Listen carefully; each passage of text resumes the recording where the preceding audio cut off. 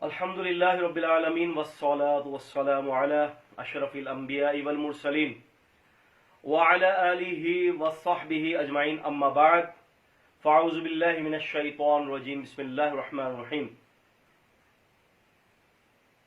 محترم ناظرین اکرام، السلام علیکم ورحمۃ اللہ وبرکاتہ۔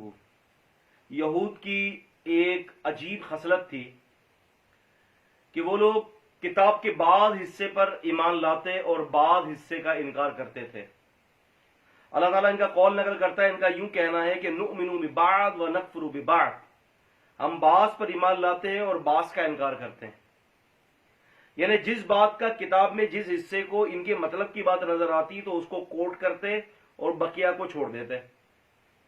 یعنی کتاب سے سیاق اور سباق کے ہٹ کر بات کرتے، اپنے مطلب کی چیز لے لیتے اور باقی سب اس کو چھوڑ دیتے، وراء ظہور اپنے کمروں کے پیچھے چھوڑ دیتے۔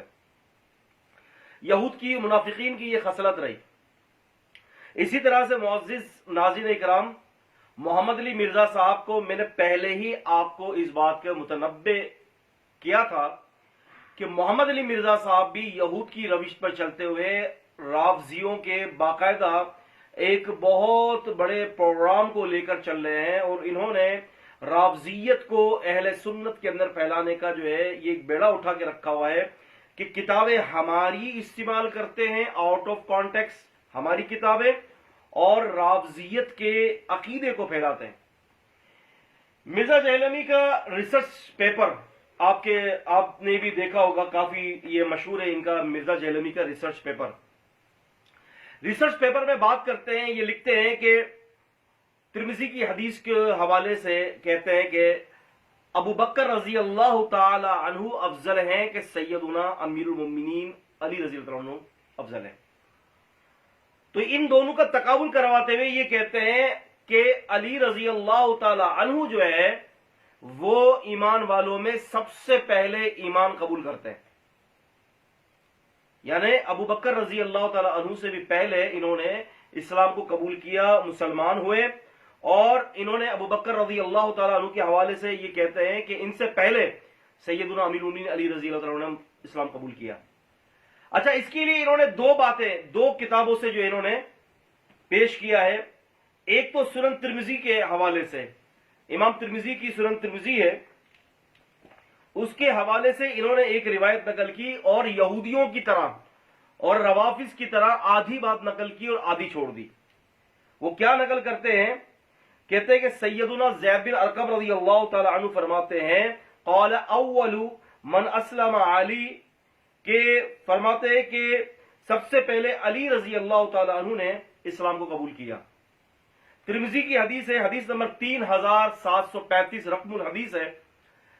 محمد علی مرزا صاحب نے اس حدیث کو پیش کر کے یہ عوام کے سامنے باور کروانے کی کوشش کی۔ یعنی انہوں نے کیا کیا کہ وہ جس پر امت کا اتحاد اور اتفاق ہے کہ سب سے پہلے درجہ ابو بکر رضی اللہ تعالیٰ عنہ کا ہے اور آدمیوں میں سب سے پہلے وہ مسلمان ہوئے، لیکن انہوں نے اس متفقہ عقیدے کو چکنا چور کرنے کے لیے سیدنا امیر المومنین ابو بکر رضی اللہ عنہ کے جو قدر و منزلت تھی اس کو نیچا کرنے کے لیے انہوں نے کیا کیا کہ یہ روایت لی اور کہا کہ یہ سب سے پہلے اسلام تو جو ہے وہ امیر المومنین علی رضی اللہ عنہ لائے، ابو بکر رضی اللہ عنہ اسلام کب لائے؟ سب سے پہلے۔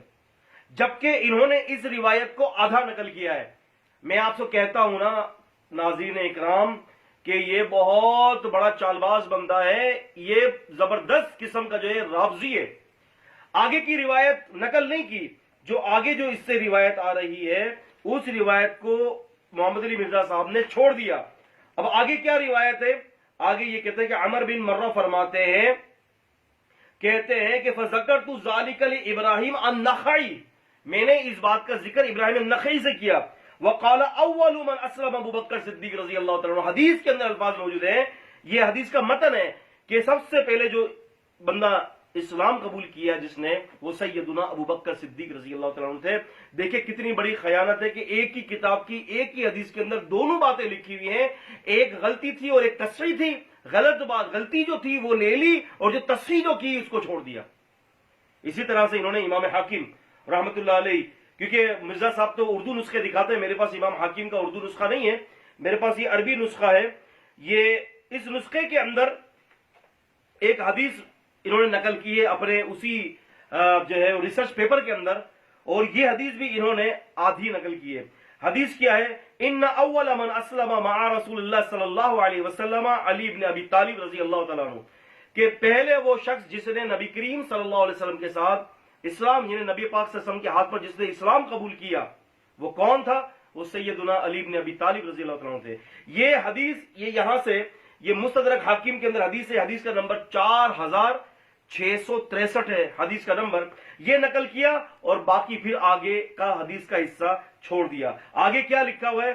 فرمایا کہ وَإِنَّمَا الْخِلَافُ فِي هَذَا الْحَرْفِ أَنَّ أَبَا بَكْرَ الصِّدِّيقَ رضی اللہ تعالی عنہ كَانَ أَوَّلُ الرِّجَالِ الْبَالِغِينَ إِسْلَامًا، کہ ابو بکر رضی اللہ تعالی عنہ وہ تھے کہ جو اسلام لانے میں علی رضی اللہ تعالیٰ عنہ سے آگے تھے، مقدم تھے. کیوں کہ مردوں کے اندر سب سے پہلے جو شخص پہلے ایمان لایا وہ ابو بکر رضی اللہ تعالیٰ عنہ تھے، اور اس کے بعد اگر بچوں میں سب سے پہلے کوئی ایمان لایا تو وہ امیر المومنین علی تھے رضی اللہ تعالیٰ عنہ.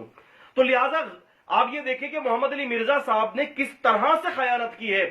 کیا چاہتے ہیں یہ؟ کبھی منافقین بنا دیتے ہیں صحابہ اکرام کو، کبھی صحابہ اکرام کی بے ادبی کرتے ہیں کہ موبائل پڑھتے وقت جو ہے ہمیں اجر زیادہ ہے ان کو اجر نہیں ہے. مگر کہاں لے کے جا رہے ہیں آپ لوگوں کو اور ہم لوگوں کو آپ اندازہ نہیں کر سکتے. اور ہم ہیں جو بلا تحقیق بات پر ہاں میں ہاں ملاتے ہیں، ہاں میں ہاں ملاتے ہیں، ہاں میں ہاں ملاتے ہیں. اذان قدر یہ میں نے آپ کے سامنے اس کی مثال دی ہے. محمد علی مرزا رافضیوں کا منافق ہے، رأس المنافقین جس کو ہم کہتے ہیں نا، وہ محمد علی مرزا ہے کہ جس نے رسول اللہ صلی اللہ علیہ وسلم کی حدیث کے اندر کتمان کا کام کیا ہے کہ آدھی بات کو پیش کرنا اور آدھی بات کو چھوڑ دینا. اس کے علاوہ اور بھی انہوں نے بہت سارے کام کیے ہیں، پے در پہ انشاءاللہ آپ کے سامنے وہ چیزیں ہم رکھیں گے. اللہ تعالیٰ سے دعا ہے کہ اللہ تعالیٰ محمد علی مرزا صاحب کو ہدایت دے اور ان کے شر سے امت کو محفوظ فرمائے. السلام علیکم ورحمۃ اللہ وبرکاتہ.